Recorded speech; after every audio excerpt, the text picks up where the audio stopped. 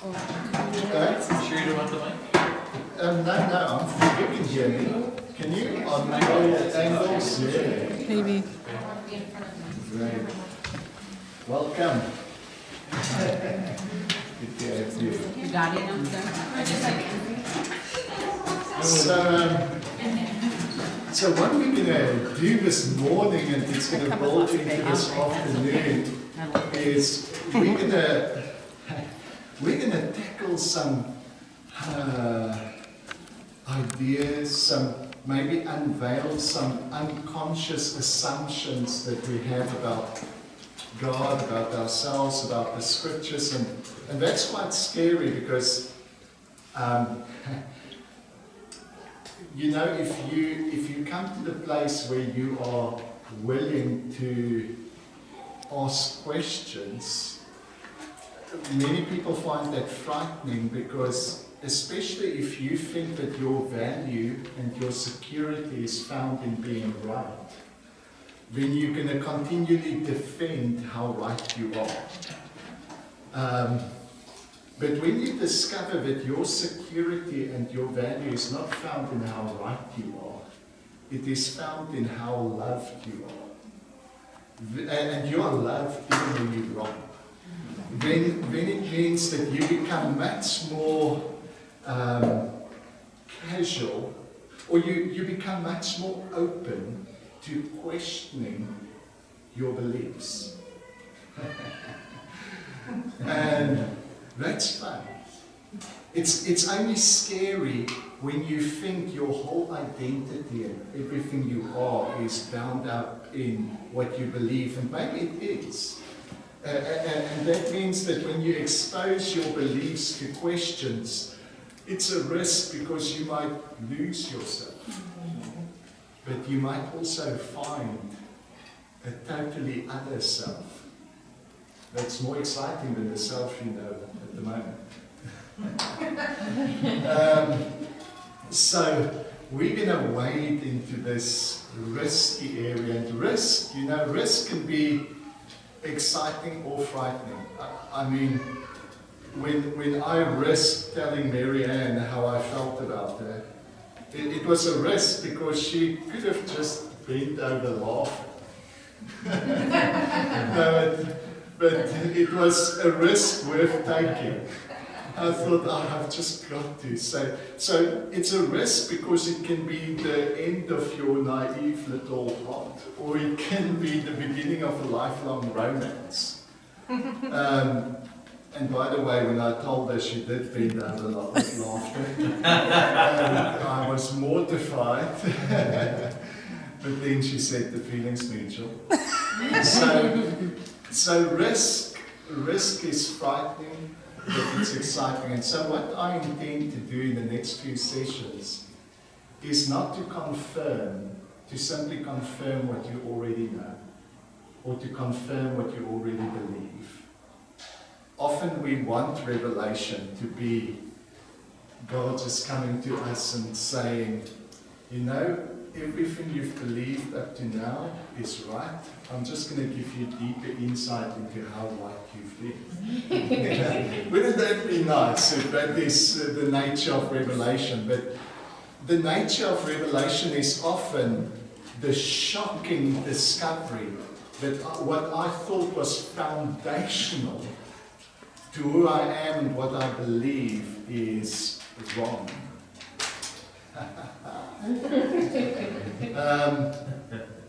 So, you know, if I just came here this morning to tell you everything you already believe and you already know, I'd be of very little use. And so the reason we're going to delve into things that might be very different from what you've heard before is because I truly believe it's to our benefit to expose our beliefs and examine them from every side, because if something's true, you should be able to question it from every angle and it remains true. It is only a house of cards that's a bit nervous of questions. Okay? But if something's solid, if something's truly true. Our most precious beliefs are those who have been most battered by questions. Certainty is often just a mask for nervousness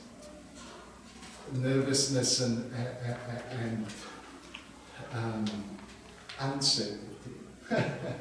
Doubt is sometimes a sign of honesty. You know that?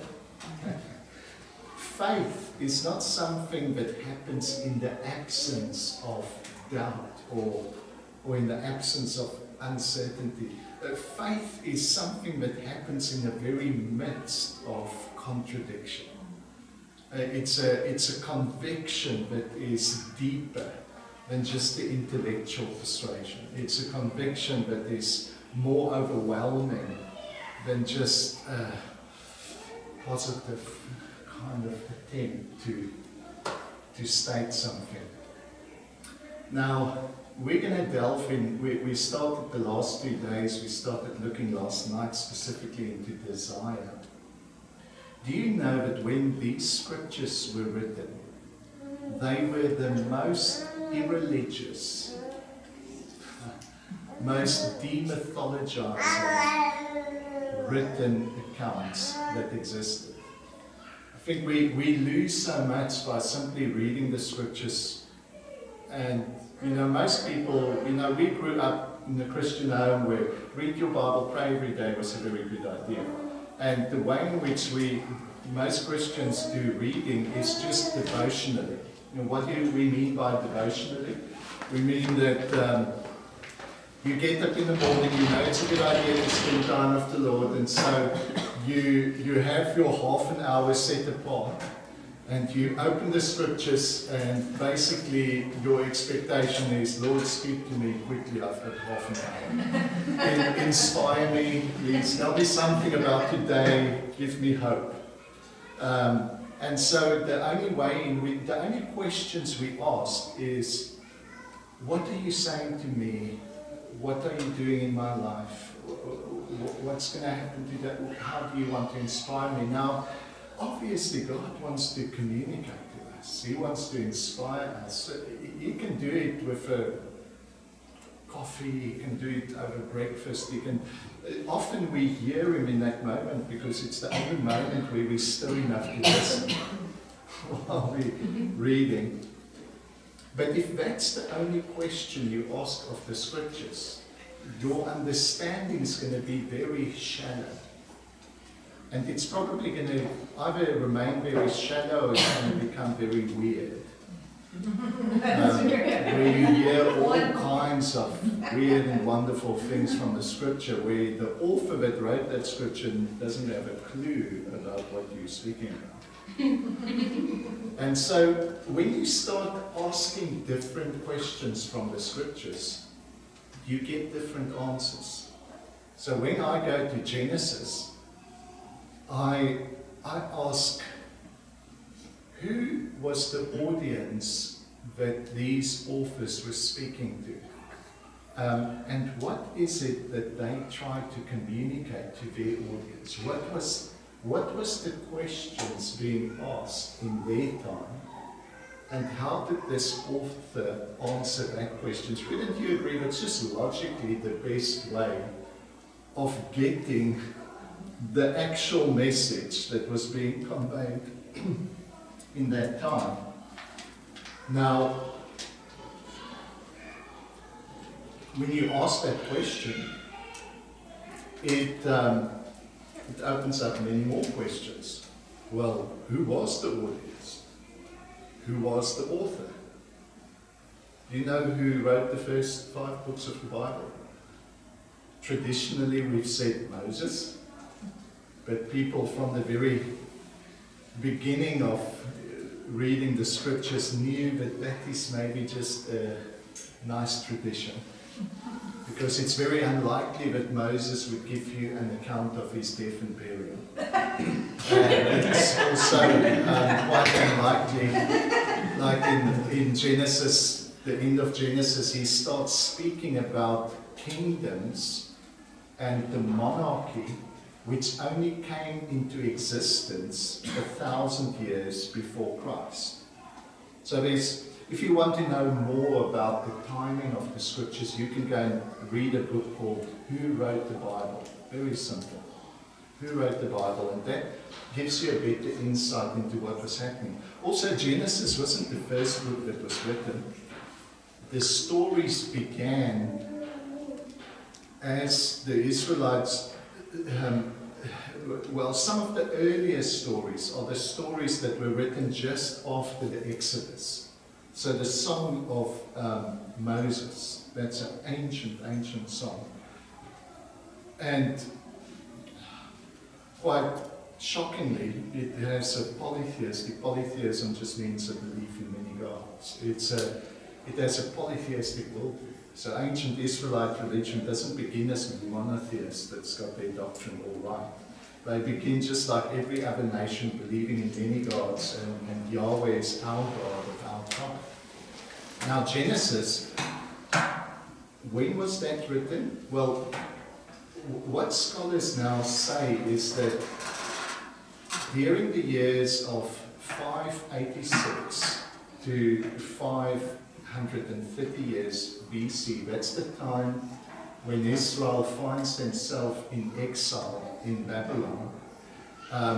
That's the time when these stories are beginning to be gathered, because suddenly they find themselves in an identity crisis.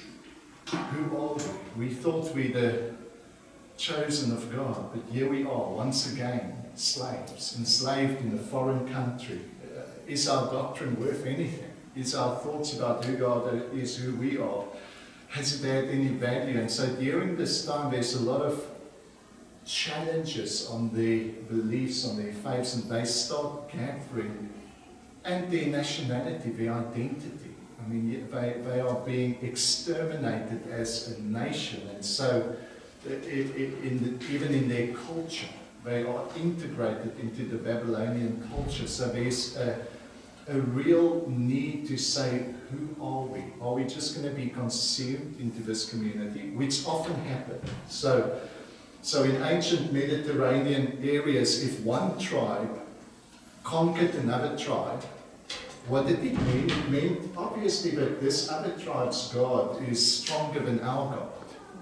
And so what would happen is, if one tribe took over another tribe, they would just give up their God and be assumed into that new tribe.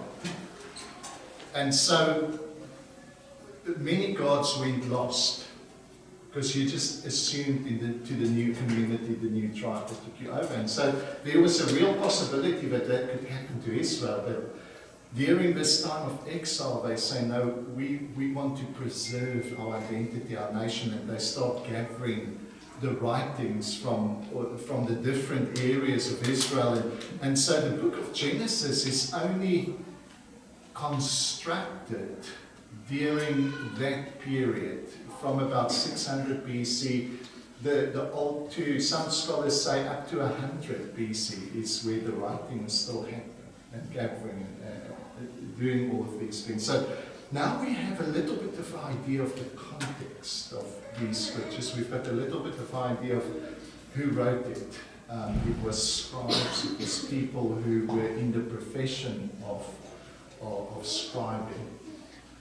You didn't have a literary market like we have today. You didn't have people that say, I've got the idea, I'll be an author. There was no market for books or etc. The only people who wrote were in the courts of the king or in the religious classes. And so what they wrote were typically not just a personal view, but it was the view of their tribe, of their class, of their religion, who conveyed the view of the majority.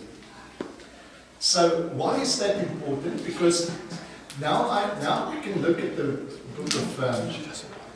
I don't have a microphone. Don't you want to move closer? You want to just move here? He doesn't have a microphone, so you might be.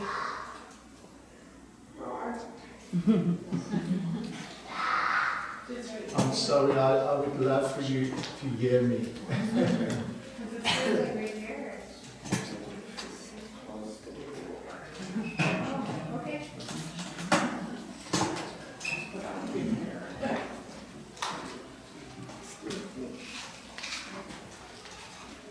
Okay, so why is it important?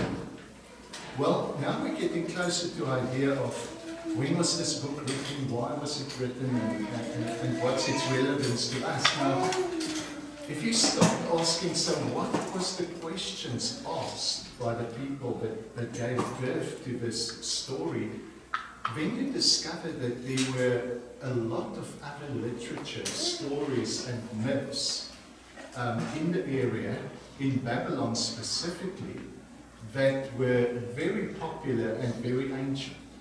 So for instance, Enuma Elish is a creation story, and we've got accounts of that that's thousands of years old. Now to put it into context, the oldest Hebrew scriptures we have dates from about 200 BC.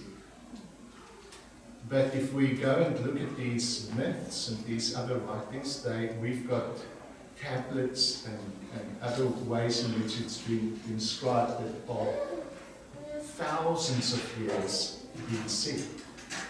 And we've got myths of floods, myths of a tree of life, myths of a garden, myths of all these different stories that were circulating. And so Israel finds themselves in the midst of Babylon. What is the most popular story during this time is the myth of Enuma Elish.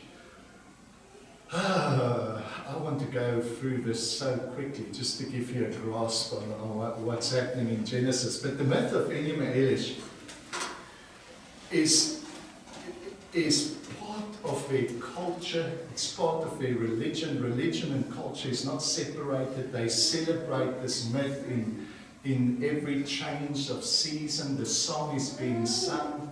And so Israel is bombarded with this idea of who God is, of who we are, and how society is supposed to work. And the myth of Enuma Elish starts with the story of the gods, Apsu and Tiamat, who is represented by sweet water and salt water. And where waters commingled, they are the original gods or principles of chaos. And through their waters, because water was always a sign of chaos. Maybe it's because it's formless, or maybe it's because the big oceans were unexplored, but it represented to them chaos. And their waters commingle, and through the commingle, which is kind of a sexual picture of them commingling, and they bring forth all the gods, and many of these gods are brought forth. And eventually, you can imagine if you're a little child in Babylon and your granddad tells you the story of how this universe came into being and why things are the way it is. And one day, Apsu said to Tiamat, "Oh, these children are loathsome to me because with all their hilarity, I've got no rest. I've got the idea, I'll just destroy them." I mean, imagine as a little child listening to this story, thinking, I better be more quiet. I don't know what my mom and dad's up to. But in any case, Tiamat says, what a great idea, let's just get rid of them all. But one of the gods, overhears this story, and she runs and she warns all the other gods, and they prepare themselves, and so there's a big battle, and Apsu is killed, and now Tiamat is in an absolute rage. She wants to avenge her husband, and she spawns a whole new army, and all the kids are terrified of Tiamat, the big chaos monster that's going to come consume us. And so they are desperate for a hero, somebody that can deliver them from the chaos and the destruction that's coming. And so they ask a king called one of the gods called Marduk to help them. And Marduk says, okay, I will help you, but I will need your absolute loyalty, and I want to be made completely sovereign.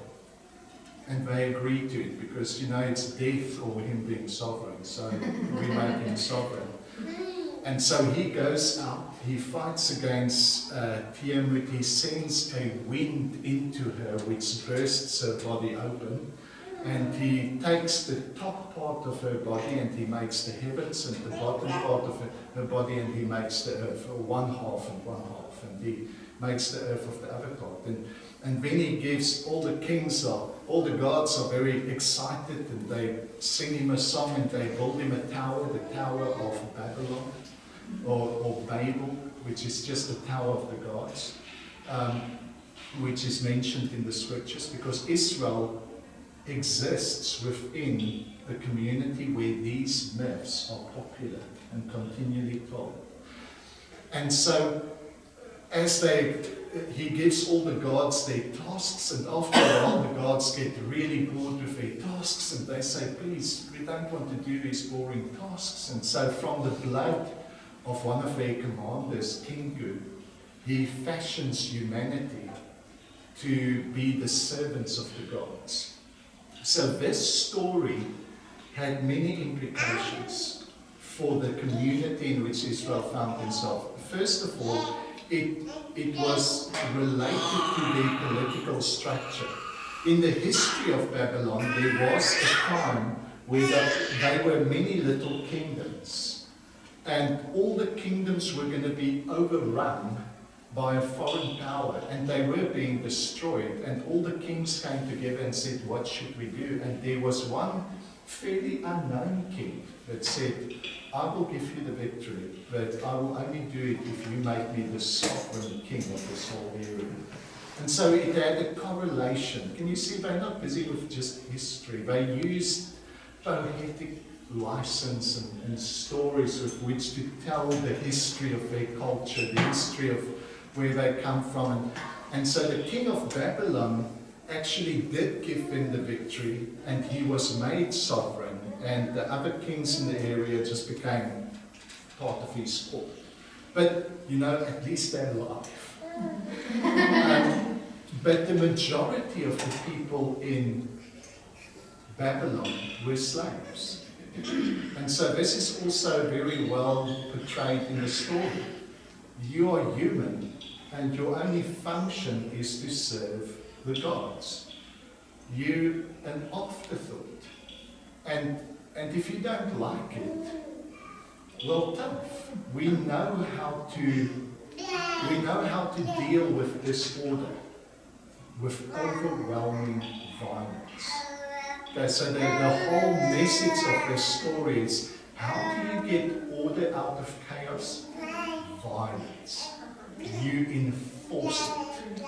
And so, what does the story tell us about the gods? Well, it tells us that this world and who we are is actually just, it's just an afterthought of how we need to help out the gods. It's not even the original God that created us. It was one of the offsprings that won a battle that brought us into being. But it also tells us that the very fabric from which we are made is the blood of violence. And violence was a much bigger problem. It's still a problem today, but it was a much bigger problem in that community. If you tribes continually taking one another over, wiping one another out, genocide, it's a continual in-your-face problem. And so the story tries to give an answer to that.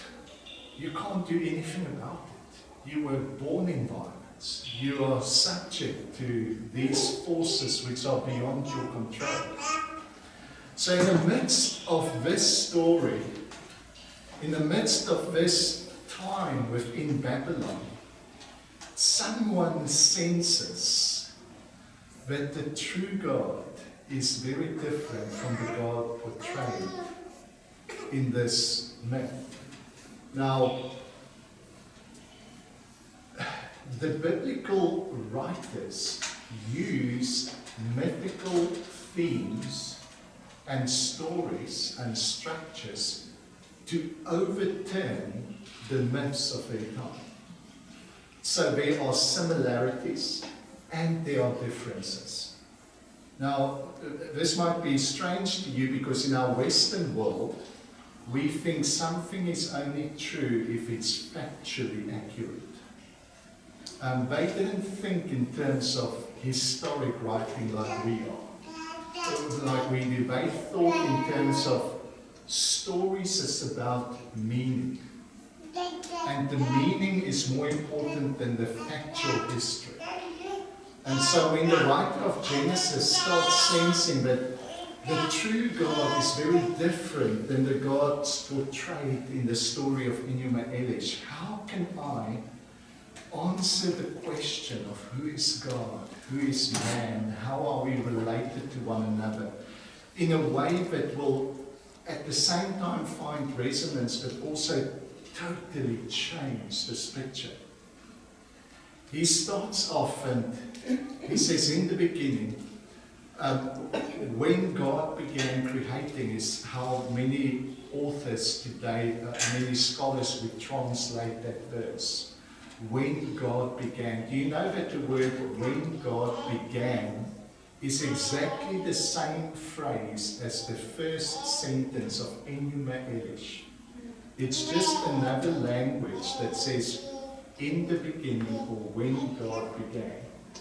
So people listening to the story will suddenly think, oh, this is the same story.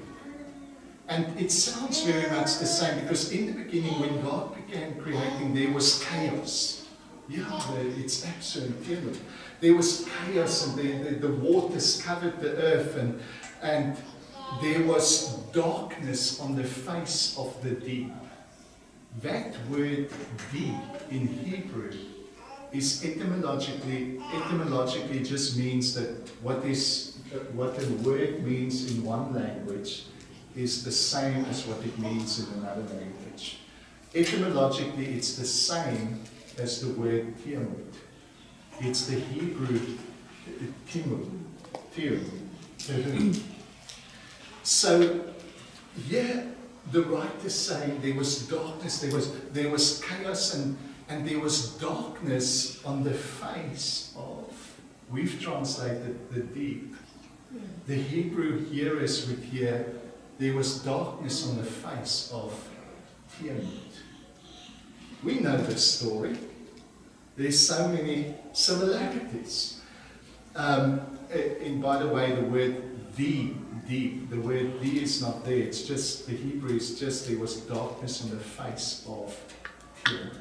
It's a name, not the noun. And so, now they said, oh, we know the story, but he tells it a bit differently because he didn't tell us of all the history of the gods or whatever. It's just, but it's the same concept. There was chaos, there was disorder, there's darkness, there's a frightful aspect to this chaos monster called Tiamut. And then God said, how will this God create? He sends his wind. See what we translated spirit, the Hebrew word in that day just meant wind. He sends his wind over the face of the waters. Still they think, oh, this story is very similar. He sends his wind into the face of Tiamut. And he creates order out of chaos, without the battle and without violence. This is something new. This is something we've not seen before. This God does not need violence to create. This God, with a word, brings order. With a message, he brings stability. And so the rest of Genesis starts telling us of the process in which this God creates, he creates by creating more and more distinction between light and darkness, distinction between the waters above, the water below, distinction between earth and the water. So the way in which he brings order is through distinction. And by the way, every time he creates, he says, this is truth, this is good. Now, this is a new concept as well, because the gods that they were used to weren't particularly good or moral even. They could be as immoral, as unjust as they were. They were constantly bickering for position and constantly making plans. And when the water god and the earth god and the storm god had an argument, then there was chaos and there was floods and we all drowned just as collateral damage because the gods are having an argument. And so the gods weren't particularly moral or just. They were just, they were just as immoral, unjust as the humans saw themselves. And so people lived in continual anxiety and fear of the gods. Because if the gods aren't just, they can just wipe you out because they're having a bad mood. They can just squash you. And it certainly looked that way. It certainly, here we are in a situation, if there's a disease coming through our tribe, I mean, very little could be done about it. You'd lose half the people. If there's a flood in your little mud houses, specifically in the Mediterranean area that was sunken below sea level, it just wiped out the known world was wiped out. So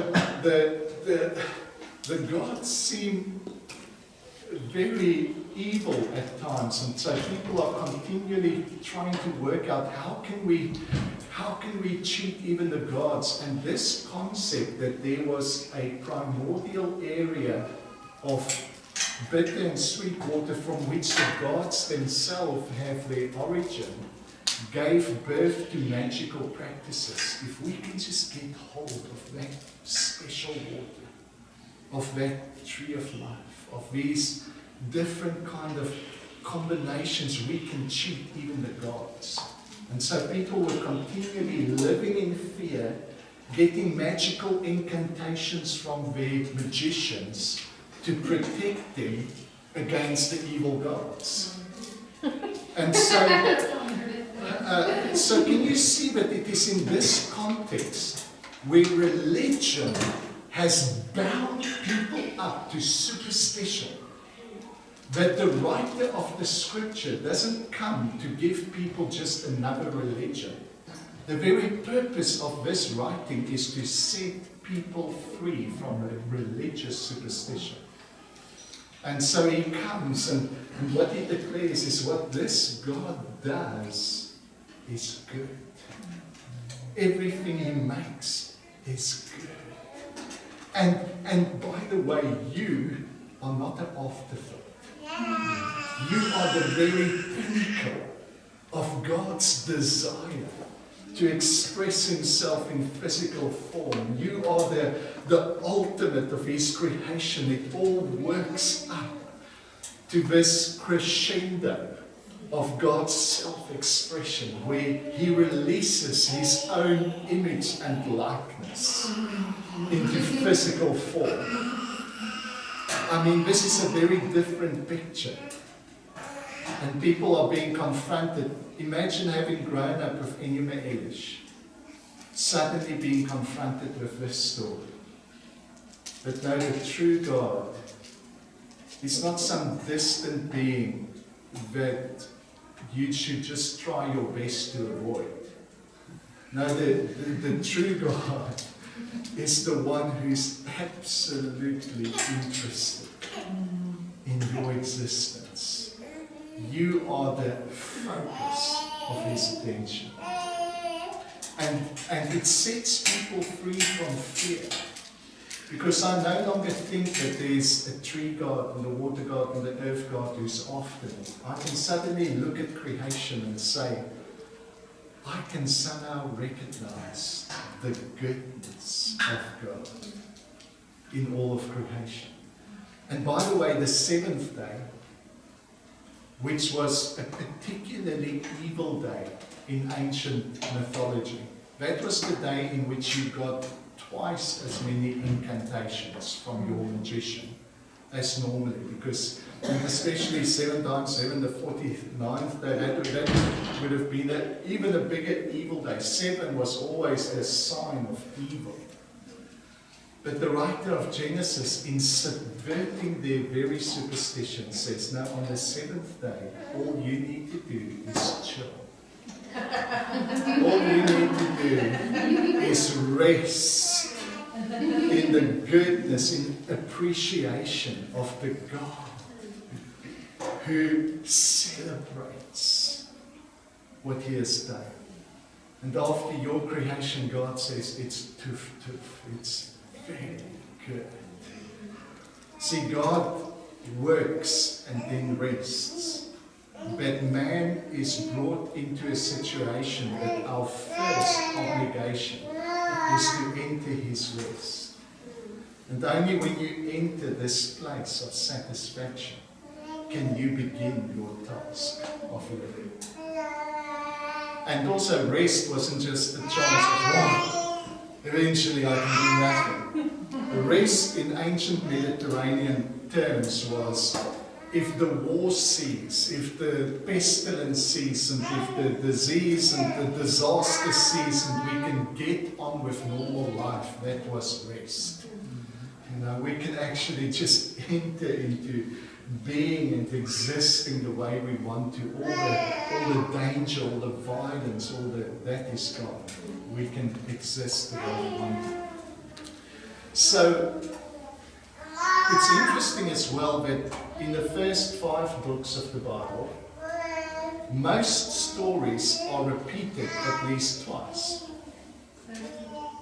So you've got 2 creation stories, you've got 2 stories of the Abrahamic covenant, you've got 2 stories of him saying his wife was his sister and going into another country. You've got 2 stories of just about everything. Why? Yeah. Well, if we read Hebrew, the interesting thing that happens is in the one story, God is always referred to as Elohim. And in the other story, God is always referred to as God. So scholars now understand that these are 2 distinct sources referring to the northern and the southern kingdoms. So Judah would refer to God as Yahweh. Just think of the J in Judah, and in some languages Yahweh is spelled with the J as well. And Israel would refer to God as Elohim. And they had 2 different traditions. They had similarities, but they were also very different. And they developed separately. It's only here in the Babylonian area where both these kingdoms are absorbed into the Babylonian exile, but they collect the stories from both tribes. So nobody sat and wrote Genesis 1 and 2 consecutively. Genesis 1 originated in Israel. Genesis 2 originated in Judah. And they were 2 different stories. And we don't see it. Why? Because we read devotional. Today we'll read Genesis 1, tomorrow we'll read Genesis 2, and we think, oh, that's a beautiful different perspective of creation, or a continuation, but put them next to one another, and you'll suddenly see there's contradictions. Genesis 1 says God created plants, animals, and then man was created last. Genesis 2 says God created man, then He planted the garden, and when He said, man's alone, let's make him some animals. So man's created first, then plants, then animals, and then the crescendo of creation in this story is, woo, man. It's That's what Adam said when he opened his eyes. This is flesh of my flesh, bone of my bone. And so the stories are a little bit different because they've got different traditions. They come from different areas. They refer to God by different names. And there's many, many differences. The one calls the Holy Mountain Mount Zion, the other one calls it Mount Gerizim. The one calls Moses' father by a different name from the other. The one has got the Aaronite tradition, the other one's got the Levite priesthood tradition. And the Levites and the Aaronites, the religious sects, don't like one another. And so guess who tells the story about Aaron making a golden calf? It's the Levites. and whenever this nation tells story about the other nations, it's not complimentary at all. They're the bastard offspring of, incest. You'll find that in the Bible.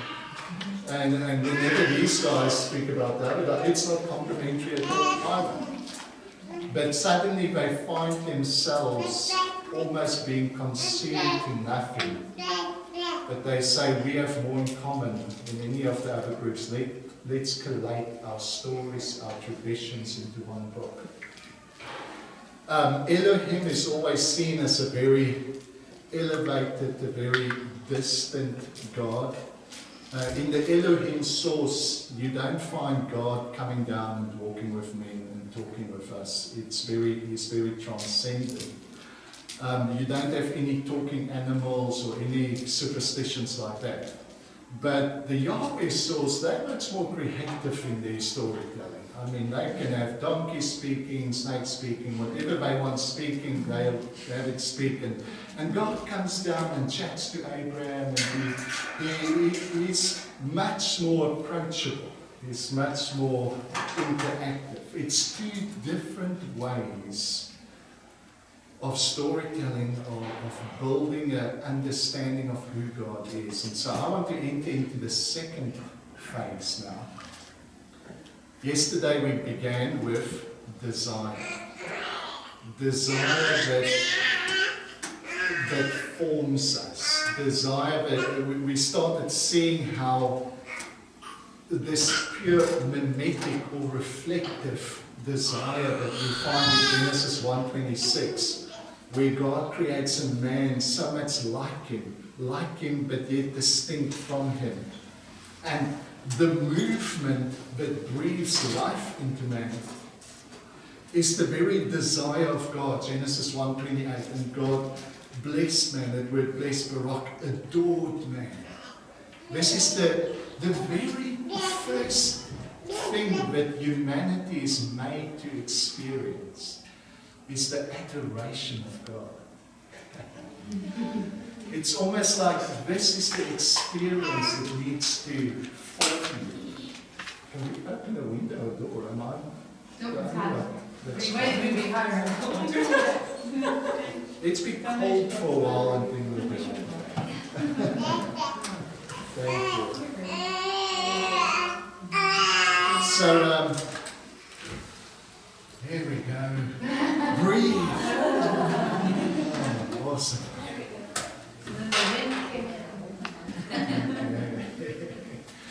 And God sending His breath into this chaos.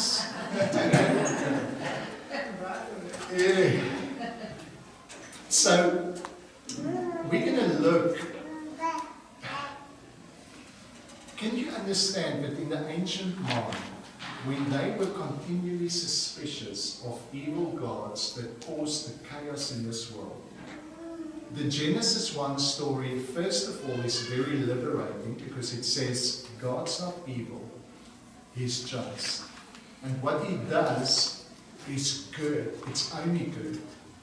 And you are very good. I mean, first of all, there's a relief. But then the next question that starts stirring is, well, where does all this evil come from? If it's not the gods fighting, and where does evil come from? Now, the concept of Satan was just non-existent. Okay, this is a concept that develops much later on. But in the way these stories begins, there's no such a thought of a fallen angel or Satan or anything like that. We often just refer to the snake as, that's Satan, but that's a tradition that started much later.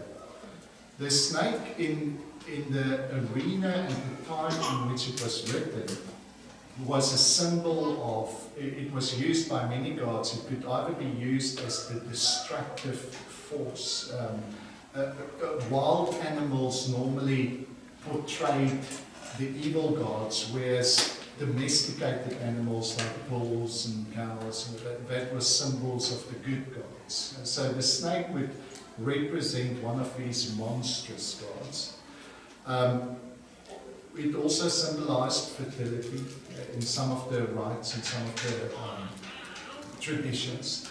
But it was a symbol that was seen as a divine being in many of the cultures in which Israel found themselves. And so when the writer of Genesis 2 speaks about the snake, he just says it's a creature of God. God made it. There's nothing divine about this. It's just another creature, and we're going to use this in this story to bring something very clear across. So I want to show how this story of the tree of the knowledge of good and evil was the beginning of an explanation of where does evil come from. If God makes all things good, then what the nonsense is going on here? Why all this suffering? Why all this pain? And so we ended off with the story in Genesis, the last part of Genesis 1, the beginning of Genesis 2, from Genesis 2, from verse 5, it's the Yahweh source of telling us about creation. And God creates a few more differences. He creates the difference between male and female. And what is quite beautiful, that story that we say God took a rib from man. Shall I not? Sometimes you're right. I'll skip that part. But there was another tradition. There's another tradition and the myth that existed in that time that basically said man was one being. Man and woman was faced side to side. And that translation can actually be translated, instead of God took a rib, it can just as well be translated God took one side of man. So, but just again, this is a vision of God, even Genesis 1, where He created them in His image and likeness, male and female. This is one of the first pictures in ancient thought that doesn't see God as purely male. It says God created them in His image, male and female. So either God is as much male as He is female, or He is asexual. He's not male or female. It's a new vision that they're trying to bring in. God is beyond just the types and the symbols that we've used with which to describe Him. And so God creates this difference between male and female. He takes one side of man. And He creates another difference, the difference between what is life-producing, the tree of life, and the difference between that and what is death-producing, the tree of the knowledge of good and evil. Now, what is interesting, in their culture, they had many stories of the tree of life. The Epic of Gilgamesh is one long adventure of how to get to the tree of life. And so again, people would have found this story familiar. Oh, the tree of life, we know this story. But then the rest of the story is about the tree of the knowledge of good and evil. They've never heard that. Oh, so there's another tree. Because you see what people were obsessed with is we need to get this magic substance that will protect us from the death and this distraction. If just somehow we can find this tree of life, we can even check the gods. And here the writer is saying, you know what? The problem is not so much that you haven't found the tree of life. The problem is more that you are partaking of a knowledge that is causing distraction in this world. And the last part of chapter 2 says both the man and his wife were naked, but they were unashamed. When it starts off, that word is called arrow. To be naked is arrow. And it starts off chapter 3. And it says, the snake was more arrow. So the snake was more, we've translated it, the snake was more cunning. But it's the same word, the snake was more naked than any of the other creatures. Now, how do you explain that? Well, if you go to Genesis 49, Joseph brothers comes to him and he's still portrayed as just the second in command in Egypt. And he accuses them of being spies.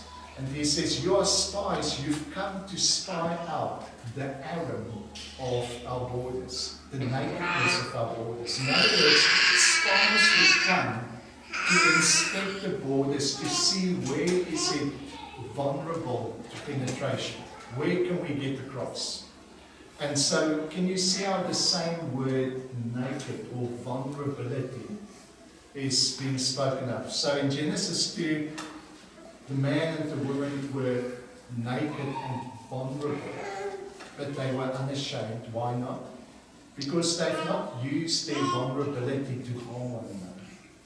Their vulnerability was an opportunity for intimacy, not for harming.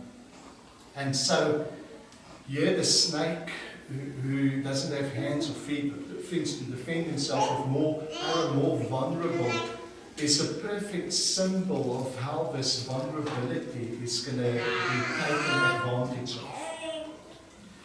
And he says to the woman, so did God say you shouldn't eat of this tree? And she says, yeah, we shouldn't eat, we shouldn't even touch it. So you can see there's a bit of nervousness or anxiety in her because she exaggerates. We shouldn't even touch this. And he says, God, he knows you're not going to die.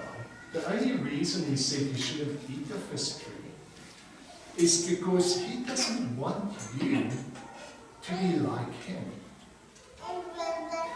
Now, what happens to a being that is reflective when you perceive God as the one who withholds this tree for himself?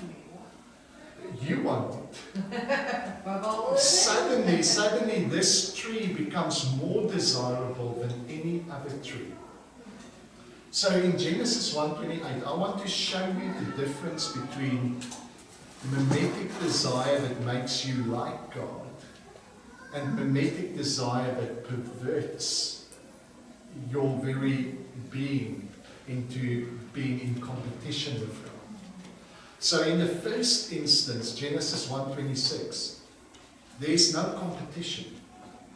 God's not withholding anything. In fact, he gives his own image and likeness. And so we just reflect the desire. There's only two parties. There's God and us. He desires us, which awakens our desire for him. There's no competition. God's not nervous, you're going to take my place. No, God is excited, I give myself. But here in Genesis 3, a third object is brought into the scenario. And it is brought into the scenario in such a way that it creates rivalry. And the moment we think that God withholds, the moment our image of God is perverted, everything goes wrong. Because if we misinterpret the intentions of God, we start reflecting the God of our confusion. And so the original problem is not just an act of disobedience. It's not just that God's upset that we ate the fruit that we shouldn't. What is really the original problem is man misinterprets God and starts reflecting our own perverted ideas of who He is. And so when we think that God withholds this fruit because He wants it all for Himself, that sense of lack, you see, what it suggests is you lack something. God's withholding, you don't have. And He doesn't want you to be like Him. So now we want the fruit, but the fruit is just an object. But it's not really that we even feel that we lack the fruit. What we really feel we lack is a lack of being. We want to be like God. And if only I can get hold of this fruit, then I'll be like God. And so they partake of it, and nothing happens. They don't die.